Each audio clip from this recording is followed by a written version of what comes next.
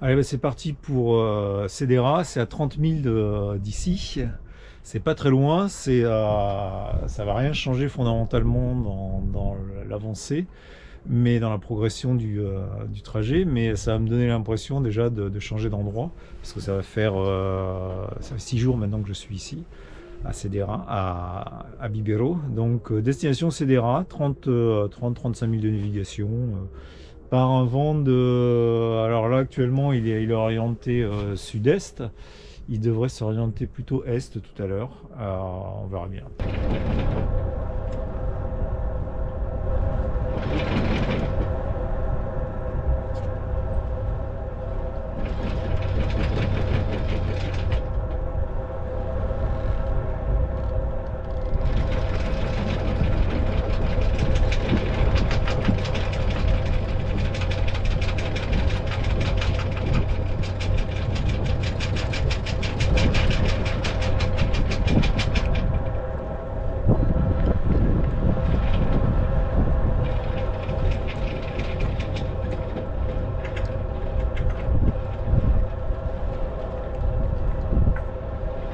Alors dans la baie de Bibero, il y a un ancien appontement qui est ici, en fait, on le distingue pas très bien, qui autrefois servait à des cargos pour charger des matériaux, parce qu'il y avait une mine ici. Alors une mine de je sais plus quoi. J'ai essayé d'y aller une fois, parce qu'il y a un sentier de randonnée qui fait tout le long de la côte, là, comme ça. Mais c'était en juin, tout un pan de montagne qu'on voit ici qui s'est effondré, en fait, un pan de falaise qui s'est effondré. Et donc le chemin était coupé à l'époque, on ne pouvait pas aller plus loin. Mais ça doit être intéressant à voir ce qu'il en reste de cet ancien. Alors je ne sais pas si la mine était juste là ou est-ce qu'elle était plus loin et seulement le chargement se faisait ici. Mais ça vaudrait le coup d'aller y faire un saut un jour. Voilà, allonger les côtes de Galice entre Bibero et Cedera. En plus, j'aime bien Cedera. C'est dans une area, c'est très bien protégé, ça tombe bien parce qu'il y a une dépression qui va passer à partir de demain. Bon, ceci dit, je suis en train de faire ce que je voulais pas faire, c'est-à-dire longer la côte et faire des sauts de plus comme ça. Uniquement à cause du problème des orques qu'il y a dans la région, parce que là je suis en plein dedans. Donc entre ici et Gibraltar, c'est la zone d'attaque, zone de guerre. Allez, je laisse regarder le coucher de soleil.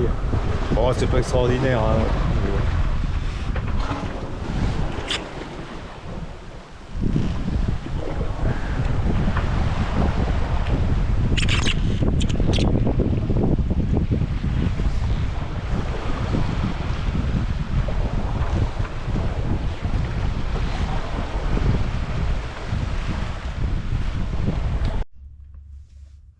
Alors un petit point météo sur ma situation actuelle. Ça fait une semaine que je suis bloqué au niveau de la Galice, ça se trouve à cet endroit-là, et ce que je cherche, c'est de descendre au niveau des Canaries qui se trouvent par là. Donc pour ça, il me faudrait soit un vent d'ouest, soit un vent qui vient du nord, soit un vent qui vient de l'est, mais pas un vent qui vient du sud. Et depuis maintenant plusieurs semaines, l'anticyclone des Açores, qui normalement devrait se trouver à peu près à ce niveau-là, tourner à ce niveau-là, eh bien, il a complètement disparu. Il s'est complètement effondré et il donne libre cours à toutes les dépressions nord-atlantiques qui généralement passent au niveau de la Bretagne et du sud de l'Angleterre. Et bien là, elle se retrouve à beaucoup plus bas, à passer au niveau du Portugal et du nord de l'Espagne. Donc, alors une dépression, ça tourne dans le sens inverse des aiguilles d'une montre et ça me génère des vents comme c'est le cas ici, qui eux viennent du sud-ouest, et en fait quand ils arrivent au niveau de la côte, ils ont tendance à tourner carrément vers le sud, et me bloquent complètement. Alors pour un bateau comme Quetzal, qui n'est pas très rapide, il lui faut au moins 4 jours pour atteindre la latitude de Gibraltar. Donc passer entre deux dépressions, eh ben c'est un peu juste, parce que une fois que la dépression est passée, je peux profiter du flux descendant. Seulement ce flux descendant, il dure pas très longtemps parce que juste après, Et ben généralement, comme c'est le cas ici, il y en a une autre qui se forme derrière et qui, elle, va me donner un flux du sud. Et donc, je me fais avoir. Donc, pour l'instant, je vois pas de fenêtre qui me permettrait à court terme, quand je dis court terme, c'est-à-dire dans la semaine qui vient, de pouvoir descendre vers le sud. Alors, ça fait pas vraiment mes affaires. Bon, ça fait partie de la voile. Alors, en attendant, je vais changer de mouillage aujourd'hui. Alors, je me spécialise dans les départs de beau temps, et donc c'est par, encore une fois, une belle journée de soleil que je quitte Cedera pour rejoindre Sada. C'est dans alors c'est du côté de la Corogne, mais pas dans la même ria, c'est un peu avant. Et ce qui m'attend normalement à l'extérieur, c'est un vent d'environ 30 nœuds, mais ça devrait être du 30 nœuds portant, presque vent arrière. Et donc maniable, on va dire. Enfin, j'espère. Derrière, c'est complètement bâché. Comme je suis dans une marina, j'ai déjà préparé les défonces parce que ça fera ça de moins à faire. J'avais fait ça hier soir, ça fera ça de moins à faire au moment d'arriver.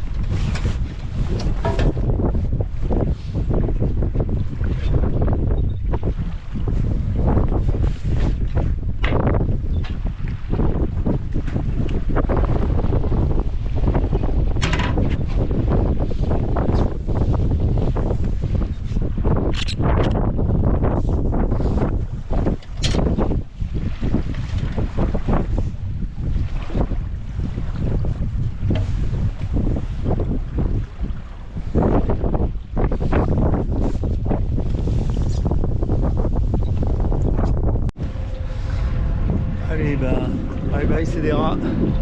Encore une fois, c'est toujours un plaisir de venir ici. Et maintenant, on va aller tâter un peu de la route de l'Atlantique. D'ailleurs, ça commence à déferler pas mal. Dans l'entrée de la ria, il y a un fond avec une tourelle vidange isolée. Et je vois là, ça commence à bombarder.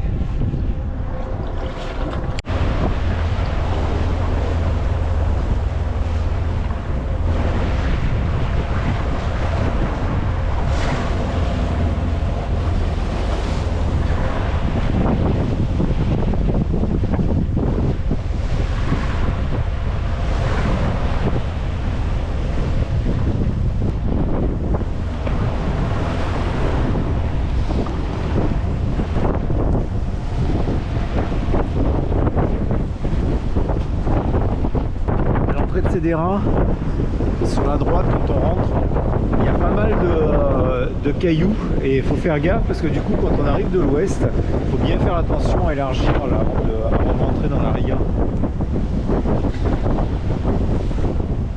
Alors quand il y a du gros temps comme ça, pourtant c'est marée haute là, hein, mais on voit bien partout ça déferle et ça, en fait quand il n'y a pas de houle, quand il n'y a pas de vague, c'est à fleur d'eau, on ne voit pas. Il faut vraiment regarder sur la carte et bien faire attention à élargir son entrée.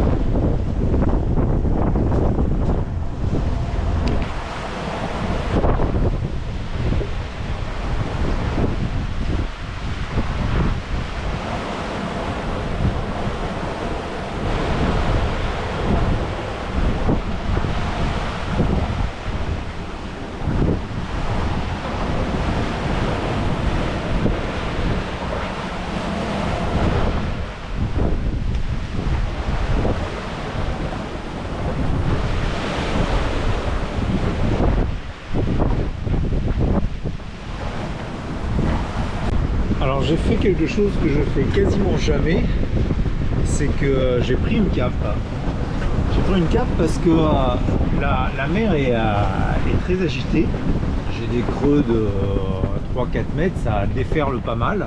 Et j'étais en route de collision avec des pêcheurs. Alors je sais pas si c'était en action de pêche ou pas, mais j'ai essayé de ralentir, j'arrivais pas à ralentir, je voulais pas virer. Enfin, je voulais pas empanner parce que par là-bas il y a des hauts fonds sur lesquels je veux pas aller.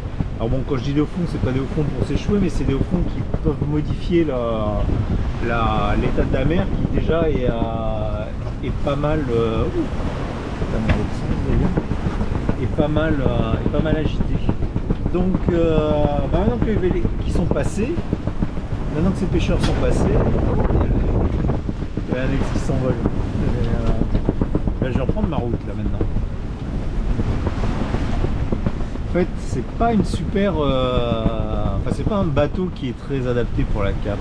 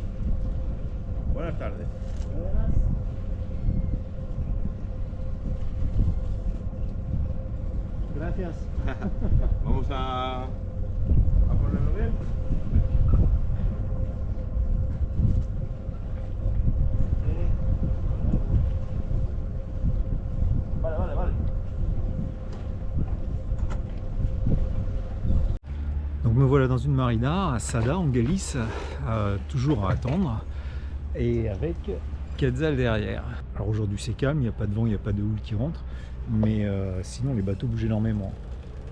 Donc ce que font les gens ici, c'est qu'ils mettent pour la plupart des amortisseurs, comme sur ce bateau là. Alors ici, dès les premières nuits, il y a eu plusieurs passages de front, comme c'est le cas depuis plusieurs semaines maintenant. C'était tellement inconfortable que j'arrivais pas à dormir, même dans la marina. Le bateau donnait des coups sur ces amarres. Donc ce que j'ai fait, j'ai ressorti des amarres en polypropylène que j'avais utilisées quand j'étais au Maroc pendant le Covid. Et ce sont les amarres rouges qui doublent les amarres noires principales qui sont là. Alors ça, c'est des amarres en polyester classique. Le gros avantage du polypropylène, c'est qu'il est élastique, ce qui apporte plus de confort en termes d'amarrage et moins de contraintes mécaniques au niveau des taquets. Alors bon, sur un Quetzal, ça n'a pas grande importance, parce que ce sont des taquets qui sont soudés directement à la coque. C'est aussi un matériau qui flotte, donc pendant les manœuvres de port, même si une amarre tombe à l'eau, on a moins de chances de se la prendre dans l'hélice, ce qui est quand même appréciable. Et en plus, ça coûte pas cher, parce que moi je l'achète directement sur des sites pour matériel agricole. Les amarres en polypropylène ont deux gros inconvénients. Le premier, c'est de ne pas résister aux UV. D'ailleurs, ça se voit très bien ici, comme l'amarre se détruit. Celle-ci a été utilisée pendant presque un an au Maroc, en plein soleil. Et le deuxième, c'est un matériau qui n'est pas très agréable au toucher, qui est assez rêche et pas très souple. C'est pas l'amarre de première intention qu'il faut utiliser pour amarrer un bateau quand on arrive dans une marina. C'est vraiment une amarre qu'on met en place une fois que le bateau est déjà attaché. Par contre, au moment du départ, ça peut être la dernière amarre à lâcher, parce que même si elle tombe à l'eau, comme elle flotte, elle a moins de chances de se prendre dans l'hélice. Il faut faire ça sur des amarres qui sont en bon état, parce que si elles cassent, plus c'est élastique, plus c'est dangereux. Ça donne un coup de fouet, il vaut mieux pas se trouver à côté. La fin décembre arrive, c'est le moment de faire un point sur ma situation qui n'a pas beaucoup bougé. Ça fait maintenant 3 semaines que je suis en attente d'une fenêtre météo qui me permettrait de descendre rapidement au sud de Gibraltar. Mais je suis toujours bloqué. Voilà ce qui m'attend dans les heures à venir, c'est-à-dire bien intéressant. Et il va falloir remettre en cause ma stratégie qui est d'attendre d'avoir une fenêtre météo d'au moins 3 jours de façon à parcourir en une seule fois l'ensemble de la péninsule ibérique, pour pas avoir à rester trop longtemps dans la zone où il y a les problèmes d'interaction avec les orques. C'est vraiment pas ce que je souhaitais, mais bon, faut se faire une raison. Il y a ce problème d'orques dans la région. Bon, le pire est pas certain non plus, mais bon, c'est sûr qu'en restant en marina, il m'arrivera rien. C'est pas une bonne idée de rester à attendre dans la marina parce que ça casse complètement le rythme.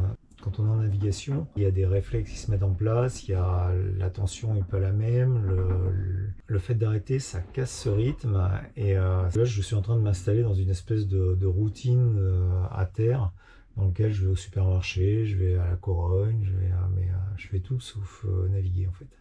Alors par curiosité, j'ai été jeter un œil sur les pilot charts. Alors les pilot charts sont des cartes météo statistiques, on va dire, mais qui ne sont pas utilisées pour la navigation, qui sont simplement utilisées pour faire de la planification de parcours. Donc voilà ce que ça donne quand on zoome.